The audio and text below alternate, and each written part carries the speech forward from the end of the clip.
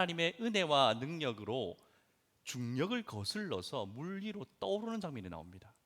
거기에 아이디어를 얻어서 중력을 이기는 은혜라는 시리즈 제목을 정했습니다. 여러분, 우주에는요, 이 중력이라는 거대한 힘이 존재합니다. 지금 우리 모두가 그 중력 아래에 있습니다. 힘을 받고 있죠. 만약 중력이 사라지면 어떻게 될까요? 다 떠오를 겁니다. 둥둥둥둥 떠가지고 여기서 막 날아다니면서 예배드리고 그럴 겁니다. 중력은 모든 물체를 지구의 중심으로 끌어당기는 힘입니다. 그리고 우리가 제자리에 멈춰 서 있게 만드는 힘이기도 하죠. 그런데 이런 중력을 생각해 볼 때에 우리의 영혼에도 이런 영적인 중력이 있지 않을까라는 생각을 해 보았습니다. 우리를 익숙한 자리에 주저앉게 만들고 또 변화보다는 안락함을, 도전보다는 안주를 선택하게 만드는 그런 영적인 중력이 우리에게 작용하고 있지는 않을까라는 생각을 해봅니다. 최근 여러분들의 삶 가운데 이유를 알 수 없는 그런 답답함이 혹시 있으십니까? 또는 그런 불편함이 여러분 가운데 있지는 않으십니까? 보통 우리는 이런 답답함이나 불편함이 밀려올 때에 내가 신앙생활에 뭔가 문제가 생겼나? 라고 생각합니다. 그런데 우리가 느끼는 이런 불편함이나 답답함들은요, 오히려 하나님께서 우리에게 주시는 새로운 기회일 수도 있습니다. 우리 안에 누가 계시죠? 누가 계십니까? 성령님도 계시고 우리 예수님이 계시잖아요, 그죠? 성령을 통하여서 예수님이 생명이시잖아요. 내가 길이요 진리요 생명이라고 하셨어요. 예수님의 생명이 우리 안에 있기 때문에 그 생명이신 그 예수님이 이 좁디 좁은 우리의 영혼 가운데에 역사하실 때에 오히려 그 좁은 나의 그 영혼을 좀 더 넓은 지경으로 인도하시려고 하시는 하나님의 은혜의 신호일 수 있기 때문입니다. 그래서 우리에게 좁게만 느껴지던 그 우리의 지경을 더 넓혀 가시려고 하는, 그래서 우리를 흔드시는 거룩한 불편함이 될 수도 있는 것이죠. 오늘 본문을 보면 바로 그런 이 답답함을 느꼈던 사람들이 나옵니다. 누구입니까? 엘리사와 그의 제자들이지요. 엘리사와 그의 제자들은 어느 날 그들이 머무는 장소가 좁다라는 것을 느끼기 시작했습니다. 사람은 점점 더 많아지는데 공간은 한정되어 있으니까 좁을 수밖에 없었던 것이죠. 좁으면 편안합니까? 불편합니까? 불편하죠. 사람들이 막 부딪히기도 하고 잘 때도 이렇게 차렷해서 자야 될 수도 있고 그리고 불편합니다. 이 불편함이라는 것은 부정적인 의미잖아요. 그런데 이 불편함이 어떻게 작용하였습니까? 그 불편함 때문에 제자들이 지금 있는 곳을 떠나서 요단강으로 옮겨가도록 만들었습니다. 만약에 그들이 불편함을 전혀 느끼지 못했다면 그곳에 계속 머물러 있었겠죠. 하지만 그들에게는 불편함이 있었고 그 불편함들을 넘어설 수 있는 새로운 도전이 그들에게 있었던 것입니다. 그러면 지금 여러분들 삶 가운데 여러분들을 불편하게 하고 또 답답하게 만드는 그런 상황들도 이렇게 적용해 볼 수 있지 않을까요? 신앙생활이 너무 답답하게 느껴지고 또 기도를 해도 뭔가 좀 이렇게 은혜 받고 뭔가 확신이 들고 하나님 응답 주실 것 같은 그런 은혜를 받기보다는 기도를 해도 영 답답하기만 하는, 그래서 정말 점점 내 영혼과 내 삶이 좁아지는 듯한 그런 느낌을 받고 계십니까? 그래도 낙심하지 마시기 바랍니다. 좀 전에 말씀드렸던 것처럼 이런 불편함들이 우리의 지경을 더 넓히시려는, 우리를 새로운 것으로 인도하시려는 하나님의 새로운 도전의 신호일 수도 있기 때문입니다. 그래서 오늘은요, 우리에게 찾아오는 이런 이 거룩한 불편함이 어떻게 우리의 지경을 넓혀 가시는지, 하나님께서 어떻게 넓혀 가시는지 살펴보며 은혜를 나누기 원합니다. 첫 번째 대지는요, 중력을 분별하라입니다. 1절 말씀 볼까요? 선지자의 제자들이 엘리사에게 이르되 보소서, 우리가 당신과 함께 거주하는 이곳이 우리에게는 좁으니. 제자들은 좁아서 불편함을 느끼고 있죠. 그런데 왜 이들이 좁다라고 느끼고 있습니까? 아까 말씀드렸죠. 제자들의 수가 점점 더 늘어났기 때문이죠. 처음에 엘리사와 제자들이 모였을 때 그곳은 아마 넉넉했을 것입니다. 그런데 엘리사가 점점 더 기적과 표적을 나타내고 하나님의 역사가 일어나니까 제자들이 몰려들었던 것 같아요. 와, 우리 엘리사 선생님께 가서 하나님 말씀도 배우고 그 밑에서 그 제자들로 살아야겠다라는 사람이 점점 늘어났던 것 같아요. 그러니까 처음에는 넉넉했던 공간이 이제는 비좁아지기 시작한 것이죠.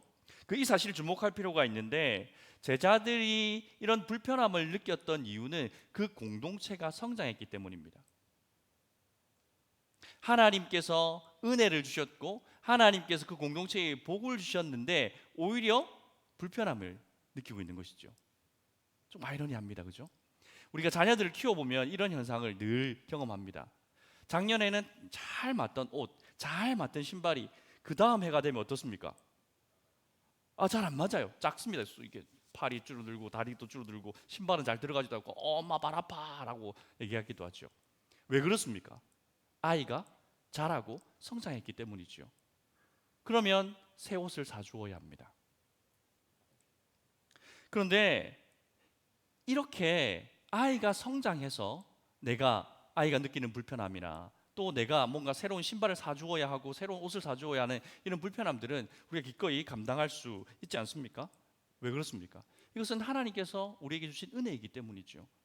오히려 작년에 산 옷이 올해 입혔는데 그대로 있으면 오히려 속상하지 않을까요? 왜 키가 안 자라니? 왜 이렇게 발이 자라지 않니? 이런 마음이 들 것 같습니다. 이처럼 우리가 성장할 때에 이것이 불편함으로 다가올 수 있고, 그런 불편함들은 하나님의 은혜 또 하나님의 우리에게 주시는 복으로 말미암아서 나타나는 것일 수 있습니다. 그런데 모든 우리 인생의 불편함이 이런 하나님의 은혜 때문에 발생하는 것만은 아닙니다. 구분해야 하죠. 모든 불편함이 다 같은 것은 아니거든요. 하나님이 베풀어 주신 은혜를 망각할 때에 그때 우리는 불편함을 느낄 수 있습니다. 또 반대로 우리가 성장을 갈망하고 또 뭔가 변화를 갈망할 때에 우리 가운데 다가오는 불편함도 있습니다.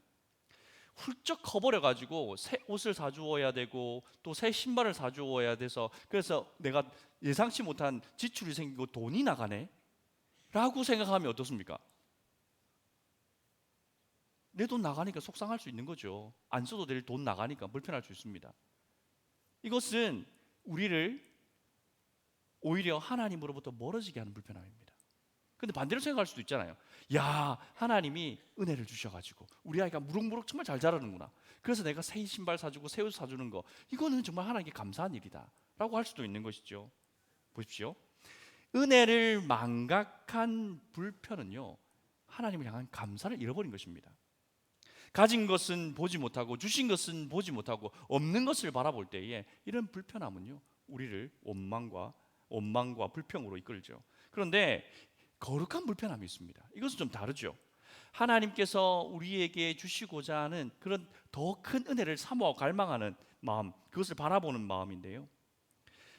이 거룩한 불편함은 내 속에서 내가 만들어내는 것이 아니라 내 안에 계신 성령께서 우리에게 부어주시는 마음이기 때문에 그렇게 때문에 거룩한 불편함이라고 부르고 싶습니다. 세상의 불편함은 어떻습니까? 더 갖지 못해서 오는 불편함이죠. 더 갖고 싶다는 그런 욕망에서 나오는 불편함입니다. 그런데 거룩한 불편함은 어디서 오냐면 하나님께 좀 더 가까이 가고 싶은데, 하나님의 은혜를 더 풍성하게 누리고 싶은데, 하나님의 말씀을 더 깊이 깨닫고 싶은데 그렇지 못할 때에 우리의 마음 가운데 생겨나는 불편함. 그래서 세상적인 불편함은 나를 불편과 원망으로 이끌지만 거룩한 불편함이 생길 때에 우리는 그 불편함 때문에 하나님께 가까이 나아갈 수 있게 되는 것입니다. 여러분, 지금 여러분들이 느끼는 그 불편함이나 답답함에 관하여서 한번 생각해 보십시오. 그 불편함, 그 답답함 때문에 하나님께 점점 가까이 나아가고 있습니까? 아니면 그것 때문에 하나님과 점점 멀어지고 있습니까? 그 답이 바로 내가 지금 느끼는 불편함의 정체를 알려줄 것입니다. 오늘 본문에 나오는 제자들은 후자이지요. 그들은 하나님이 베풀어 주신 이 성장과 공동체의 그 성장이라는 은혜에 대하여서 망각하여서 생기는 불편함이 아니라 하나님께서 우리에게 은혜를 주셔서 더 많은 사람들이 모이고 또 우리의 공동체가 부흥했기 때문에 오는 불편함이었기 때문에 그들은 감사할 수 있었던 것이죠. 더 많은 사람들이 함께 했으면 좋겠다, 그런 갈망들이 그들에게 있었던 거예요. 이 공동체가 좀 더 많이 성장했으면 좋겠다라는 그런 갈망이 있었던 것입니다.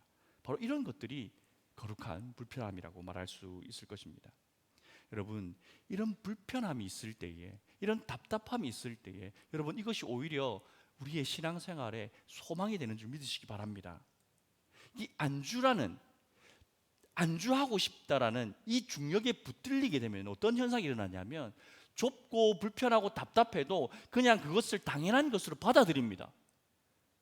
기도가 잘 되지 않고 말씀이 눈에 들어오지 않고 예배를 드려도 감사도 없고 기쁨도 없고 감격도 없는데, 안주의 중력에 붙들리게 되면 그 신앙생활이 뭐 원래 뭐 그렇지 뭐 다 그런 거 아니야? 다 그렇게 신앙생활 하는 것 같은데 나만 특별한가? 불편함 속에 있는데도 불구하고 불편함을 느끼지 못합니다. 그럼 어떻게 됩니까? 계속 거기 주저앉아 있는 거예요. 안주하게 되는 거죠. 성장도 없고 발전도 없고 부흥도 없습니다. 그런데 이건 아닌 것 같은데, 내가 예전에는 하나님과 정말 친밀한 교제를 나누었는데, 하나님과 기도함으로 하나님의 말씀 가운데서 예배 가운데서 또 전도하면서 하나님과 정말 깊고 친밀한 그런 관계 속에 있었는데, 그때는 내 마음이, 내 영혼이 너무 기쁘고 평안하고 이 넘쳤는데 지금은 그렇지 못해. 어떻게 된 걸까? 라고 생각할 때에 우리의 영혼은 그 안주라는 중력을 거스르기 시작한 거예요. 그것이 불편하다는 것은 내가 하나님의 말씀을 읽어도 감동이 없고 기도를 해도 마음 가운데 평안이 없고 내가 예배를 드려도 감격이 없다라는 것에 불편해할 때에, 그것이 안주의 중력을 이제 내가 거스르고 거부하고 있다는 것의 증거라는 것입니다. 그러니 그런 불편함이 있는 것은 오히려 하나님의 은혜인 것이죠. 하나님께서 더 넓은 곳으로, 더 깊은 곳으로, 더 하나님께 가까이 나오라는 하나님의 초대의 부름이기 때문입니다. 본문의 제자들이 느낀 불편함은 바로 그 거룩한 불편함이었습니다. 그래서 그들의 불편함은 불평으로 끝나지 않았습니다. 왜 하필 이곳에 처소를 잡아가지고 선생님은 더 넓은 데도 많은데 여기에다 하필 잡아가지고 이렇게 우리를 불편하게 만듭니까? 아니 선생님, 좀 제자들 좀 쳐내시고, 다 온다고 다 받아주지 마시고 좀 걸러내시고 될 만한 사람들만 좀 모아서 하시면 될 텐데 왜 우리 선생님은 그렇게 다 받아들이는지 몰라. 이건 불평이잖아요. 원망이잖아요. 제자들이 그렇게 반응했습니까? 아니잖아요. 어떻게 반응합니까? 이 두 번째 대지로 가볼까요? 안주의 중력을 거스르라입니다. 2절 말씀인데요, 우리 같이 한번 읽어볼까요? 시작. 거기서 각각 한 제목을 가져다가 그곳에 우리가 거주할 초소를 세우사이다 하니 엘리사가 이르되 가라 하는지라. 제자들이 엘리사에게 뭘 해달라고 요청했습니까? 엘리사니 선생님 이거 좀 해주세요 라고 요청하지 않았습니다. 대신 뭘 구했습니까? 허락을 구했습니다. 허락을. 엘리사에게 선생님 집이 너무 좁으니까 대출이라도 받아가지고 집 좀 넓게 좀 지어주세요 라고 요청하지 않고 허락을 구하고 있습니다. 허락해 주시면, 선생님이 만약에 허락해 주시면 우리가 요단으로 가가지고 거기서 나무도 베내고 그래서 부지도 정리하고 그 베어낸 나무를 가지고 새로운 처소를 지을 테니 좀 허락해 주십시오 라고 허락을 구하고 있습니다. 우리는 하나님께 기도할 때에 잘못된 기도를 드릴 때가 있는데, 바로 이런 제자들과 같이 허락을 구하는 것이 아니라 하나님께서 모든 것을 그냥 다 알아서 해주기를 바라는 마음으로 기도할 때가 많은 것 같습니다. 하나님이 다 알아서 해달래요. 하나님 이 문제 좀 해결해 주시고, 하나님 이 상황도 좀 해결해 주시고, 하나님 좀 기적과 표적을 좀 나타내셔가지고 한 방에 막 확, 이런 거 없습니까? 왜 제 인생에 그런 은혜가 없습니까? 이런 기도는 하나님께서 기뻐하시는 기도가 아닙니다. 물론 하나님은 기적을 베푸시는 분이시죠. 하나님께서 원하시고 뜻이 있으시고 마음을 먹으시면 여러분들이 바라는 상황들, 여러분이 원하는 것들을 한 방에 이루어 주실 수도 있습니다. 그런데 하나님은 그걸 기뻐하지 않으십니다. 하나님께서 우리에게 원하시는 것은 무엇이냐면 우리의 믿음의 간절한 기도뿐만 아니라 그 기도와 합하여서 하나님께 한 걸음 더 나아가는 순종의 걸음까지도 원하신다는 것입니다. 기도는 정말 열심히 해요. 기도는 정말 눈물 콧물 쏟아가면서 정말 이렇게 창자가 끊어질 만큼 기도하는데, 예배당만 나가면 그 기도했던 것과는 전혀 상관없는 삶을 살아갈 때에 그 하나님께서 기뻐하시겠습니까? 야야, 기도는 그만하고 네 삶부터 좀 믿음으로 좀 이렇게 잘 갖고 와야 되지 않겠니? 그렇게 말씀하실 것입니다. 하나님께서 우리에게 기다리시는 것은 믿음의 간구와 또 믿음의 순종까지도 원하신다는 것입니다. 본문의 제자들 보십시오. 누가 우리 건물 좀 지어달라고 기다리지 않았습니다. 선생님이 지어달라고 기다리지도 않았고요. 정부에서 좀 나와가지고 좀 이렇게 그 세금 가지고 좀 지어달라고 기다리지도 않았습니다. 그들은 직접 요단으로 갔습니다. 직접 나무를 베었습니다. 그리고 직접 초소를 짓기 시작했습니다. 여러분, 이것이 믿음입니다. 믿음은 그냥 가만히 앉아서 기다리는 것이 아니라, 믿음은 믿음으로 간구할 뿐만 아니라 믿음으로 첫 걸음을 한 걸음 한 걸음 내딛는 것이 바로 하나님 기뻐하시는 믿음이라는 것이죠. 오늘 2절 말씀에 보면 각각 한 제목을 가져다가 라고 표현하고 있잖아요. 이것이 무슨 의미입니까? 한 사람이 그냥 모든 필요한 제목을 10개가 필요하면 10개를 내가 다 준비해 오는 것이 아니라 각자가 배워야 할 나무가 있다라는 거예요. 각자가 준비해야 할 제목이 있다라는 겁니다. 제자들은 그렇게 각자가 필요한 제목을 선생님, 우리가 직접 준비하겠습니다 라고 나서고 있는 것이죠.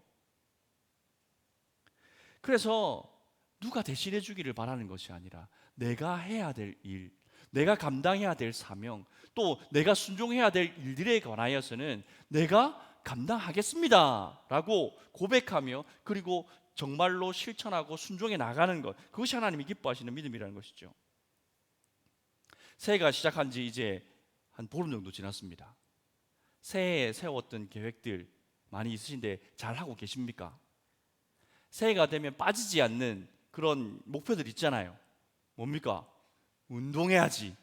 그래서 건강해지고 또 살도 좀 빼야지. 누구나 다 그런 계획을 세웁니다. 그런데 그 계획이 한 달, 두 달 지나면 어떻게 됩니까? 점점 헬스장에 모이는 사람들의 숫자가 줄어듭니다. 지금까지는 제가 아침에 가보면 새로운 뉴페이스들이 좀 늘어나고 있긴 해요. 근데 이제 2월, 3월 넘어가면 그 보이던 얼굴들이 보이지 않습니다. 그러다 언제 나타나냐면 여름 휴가철 되면 또 나타납니다. 좀 불어났다가. 그래서 우리가 계획은 하지만 실패할 때가 많다는 겁니다. 그 많던 사람들 다 어디로 갔을까요? 제가 이렇게 설교 제목을 이렇게 아내에게 보여줬더니 아내가 퀴즈를 하나 내더라고요. 여러분도 한번 맞춰보십시오. 아침에 중력이 가장 강력하게 작용하는 것은 어디일까요? 침대, 이불 속. 거의 뭐 전신의 힘을 다 해야 겨우 일어나잖아요, 그죠? 얼마나 몸이 무겁습니까? 그러면 밤에 중력이 가장 강하게 작용하는 곳은 어디일까요? 어디입니까? 소파입니다. 소파에 누워 있으면 모든 것이 가능하지 않습니까? 리모컨만 있으면 다 되고, 거기서 이렇게 맛있는 거 먹어가면서 밤이 새도록 내일 출근해야 되는, 내일 해야 될 일들이 있는, 내일 새벽기도 가야 되는데 그거 못 끊어내는 거예요. 그만큼 중력이 강하다고 하더라고요. 그렇게 야심찬 계획을 세웠던 사람들, 안주라는 중력에 딱 붙들리니까 그들은 주저앉는 것입니다. 이불 속으로, 소파 위로, 넷플릭스 그 영화 앞으로 다 붙들려 가는 것입니다. 올해 새벽기도 빠지지 말아야지, 금요기도에 빠지지 말아야지, 그렇게 다짐하고 다짐해 보지만 2월 넘어가면 벌써부터 이불 밖은 위험해지기 시작합니다. 이불 속에서도 들을 수 있잖아, 우리는 여기 중계를 하니까. 웬만하면 금요기도는 나오시기를 부탁드립니다. 왜냐하면 이곳에서 함께 모여 기도할 때에 기도의 힘이 훨씬 더 강해지기 때문입니다. 왜 이런 일이 일어나냐면 우리는 계획은 있는데 그 우리의 계획 속에 나의 수고가 빠져 있기 때문입니다. 결심은 있는데 땀이 없기 때문이고, 비전은 있는데 내려칠 도끼가 없는 거예요. 새로운 처소를 짓고 싶은 멋진 계획을 세웠는데 그 제목을 구하기 위한 도끼질을 하기 싫은 겁니다. 제자들은 달랐죠. 제자들은 새로운 처소를 짓겠다라는 새로운 비전을 가지고 요단으로 나갔습니다. 여러분, 요단으로 가면 뭐 그들이 집을 지을 수 있는 모든 것이 다 준비되어 있습니까? 부지도 다 정리되어 있고 제목들도 쌓여 있고 모든 게 준비되어 있습니까? 아니요. 요단은 굉장히 거친 곳입니다. 제자들이 가서 직접 나무를 베어내야만 부지를 정리할 수 있고, 그 나무를 잘 다듬어야만 집을 지을 수 있는 제목을 쓸 수 있는 곳입니다. 그 힘든 곳이에요. 거친 곳이에요. 그런데 그곳에 가야만 새로운 처소가 생기는 겁니다. 우리의 영적인 성장, 우리의 새로운 변화, 우리의 새로운 부흥, 우리가 갈망하는 우리의 야심찬 계획들, 그것들도요, 우리의 수고가 들어가지 않으면 거기에 어떠한 변화도 일어나지 않습니다. 우리가 성장에 필요한, 우리의 변화에 필요한 것들, 우리가 편안하게 누워있는 침대나 소파 위에 있을 거라고 착각하십니까? 생각하십니까? 없습니다. 거기에는 절대 없습니다. 그곳에서 일어나셔야 합니다. 이불을 박차고 일어나셔야 되고 소파에서 일어나셔야 됩니다. 그래야만 내가 불편한 곳, 거친 곳, 그곳으로 가서 내가 수고를 해야만 그곳에 내 영적인 성장, 내 영적인 처소를 지어낼 수 있는 제목을 얻을 수가 있습니다. 하지만 안주라는 중력은 계속해서 우리를 끊임없이 잡아다닙니다.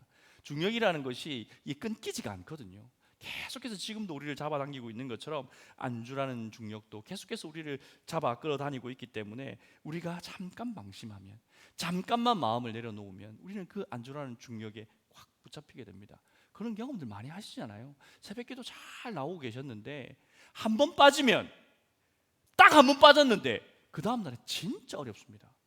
금요기도에 계속 나오고 있었는데 한 주 빠졌네. 진짜 어렵습니다.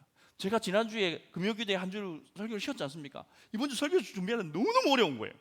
그러니까 한 주를 쉰다는 것, 그것이 안주에 빠질 수 있는 큰 위험이라는 것을 저는 지난 주간, 이번 주간 느꼈습니다. 그래서 우리는요, 거친 곳, 불편한 곳, 내 힘을 써야 하는 곳으로 나아가야 합니다. 그것을 주저하지 말아야 하는 것이죠. 제자들 보십시오.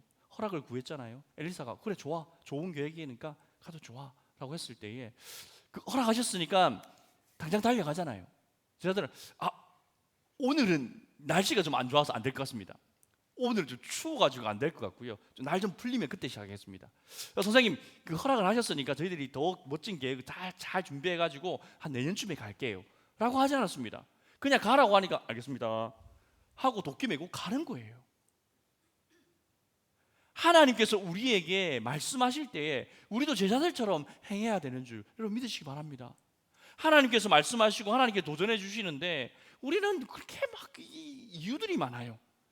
지금은 준비가 좀 덜 됐고요. 제가 마음의 준비가 되면. 그리고 정말 이런 거 안 했으면 좋겠는데 뭐 이게 일을 부탁하거나 또는 뭘 부탁했을 때 목사님 저는 한번 맡으면요 정말 책임감 있게 잘 해내야 되거든요. 근데 지금은 그럴 수 없는 상황이에요. 그래서 저는 안 하겠습니다. 이게 맞는 말인 것 같으면서도 아닌 것 같기도 하고 자기를 자랑하는 건지 아닌지 참 헷갈릴 때가 있습니다. 여러분 그러지 마시고요. 하나님께서 가라라고 하실 때에 하나님께서 가라고 하셨으니 그냥 도끼 울러매고 그냥 가셨으면 좋겠습니다.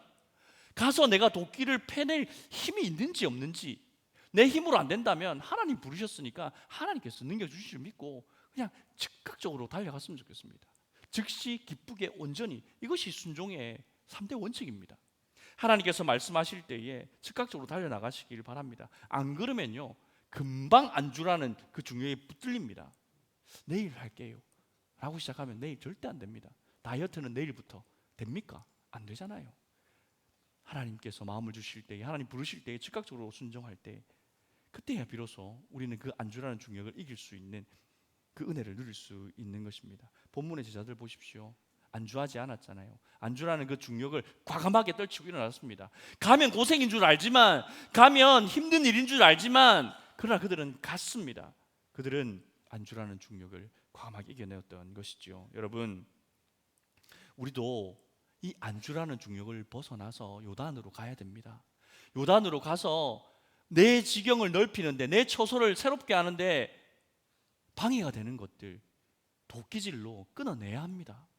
그리고 제목을 마련해야 합니다. 그렇지 않으면 늘 좁은 곳에서 불편해하며 답답해하면서 내가 신앙생활 이렇게 해서는 안 되는데, 내가 이렇게 신앙생활은 안 되는데, 평생을 내가 이렇게 신앙생활 안 되는데, 내가 이렇게 신앙생활 해서는 안 되는데, 그 마음만 품고 살아서는 안 되잖아요.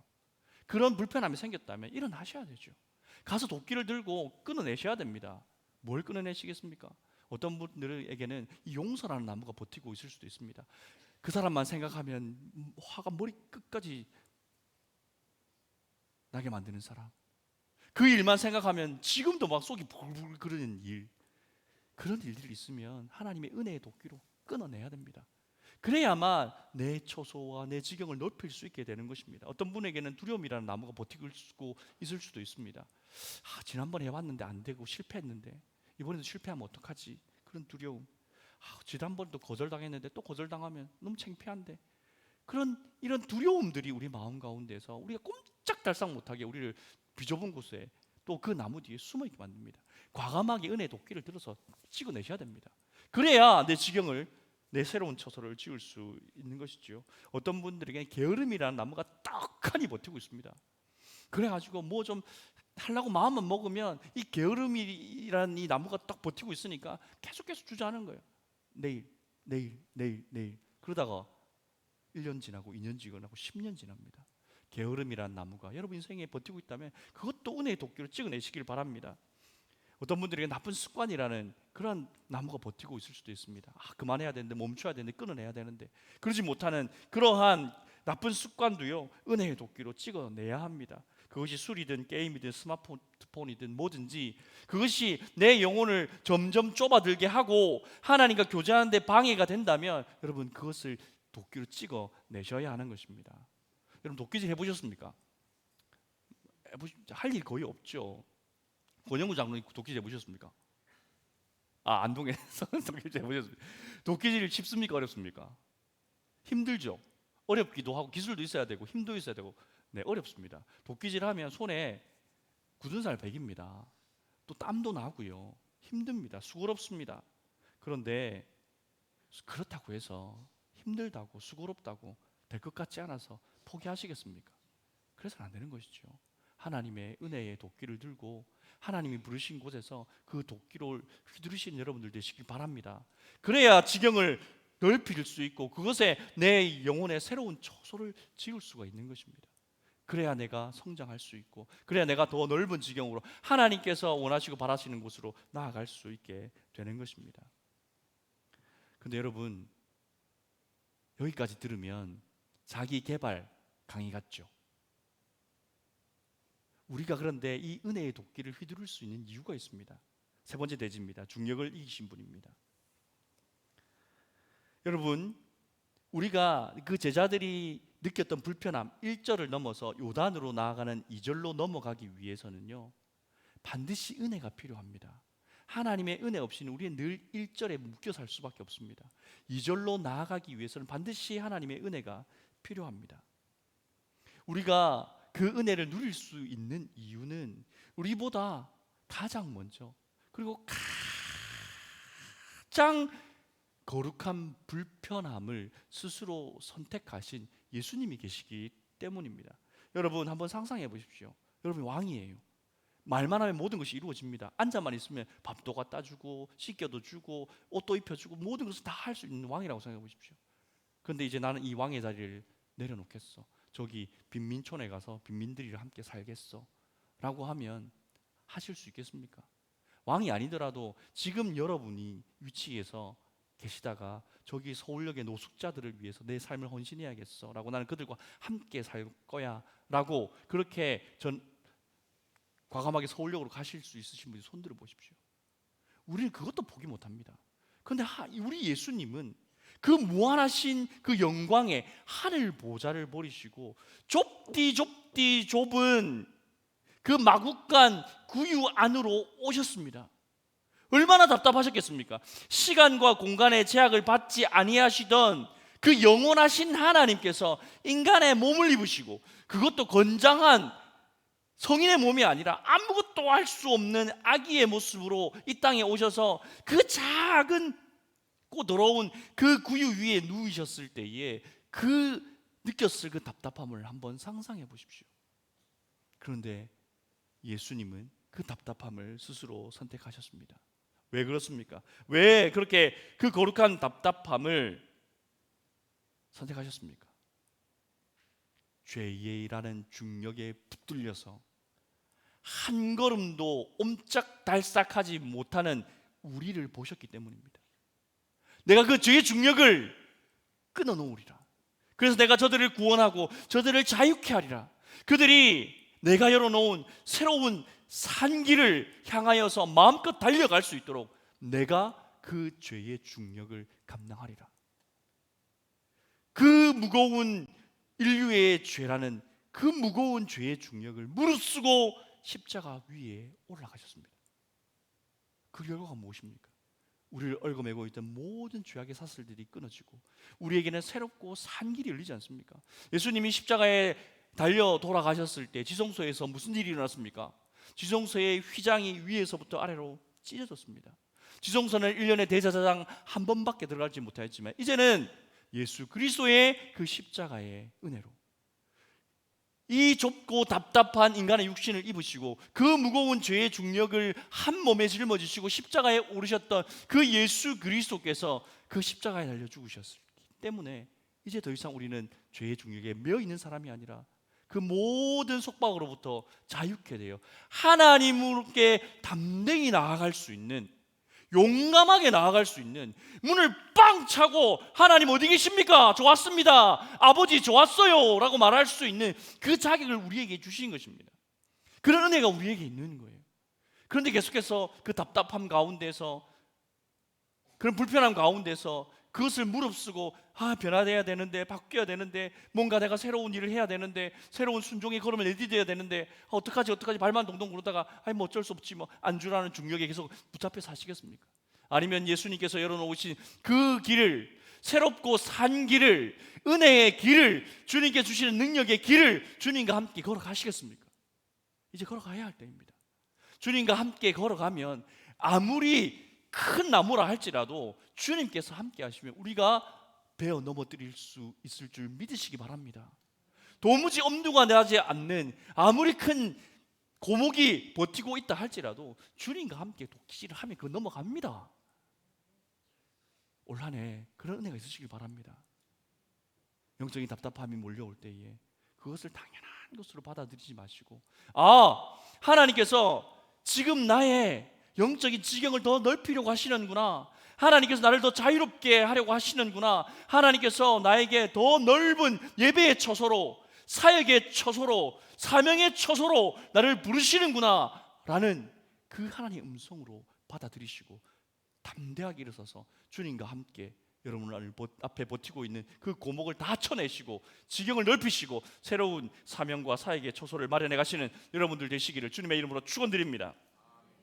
우리 함께 외쳤으면 좋겠습니다. 이렇게 한번 외쳐보겠습니다. 저를 따라서 한번 외쳐보시겠습니다. 불편을 넘어서 도전하겠습니다.